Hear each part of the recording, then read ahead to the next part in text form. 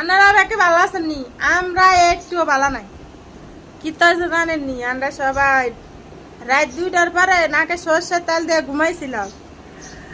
তারপরে আল্লাহ বাঁচাইছে আমারে।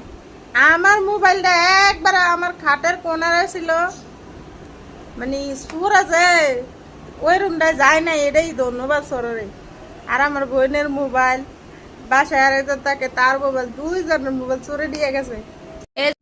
আসলে একটু ভুলের কারণে আমরা আজকে মোবাইলটি চুরি হয়ে গেল না। আমরা মনটা খুবই খারাপ। যাই হোক, আমরা ভিভো শোরুমে চলে আসছি মোবাইল কিনতে। আসসালামু আলাইকুম, সবাই কেমন আছেন? আপনারা ভাইকে ভালো আছেন নি? আমাদের মনটা ভালো না।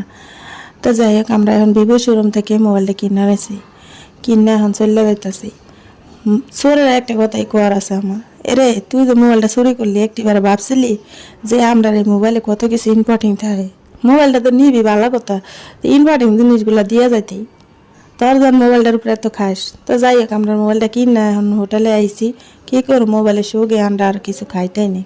আর আজ আমার লেগে একটা স্যুপ কিনা আমরা নাস্তা পানি খাইয়ে আছে চললে যাই। তো আপনারা একে এখানে সাবধানে থাকেন। এই ডাহার শহরে খালি মোবাইল চুরি হইতেছে। শুধু আজকে আমরার মোবাইল না, আরেকজনের মোবাইলে চুরি হয়েছে।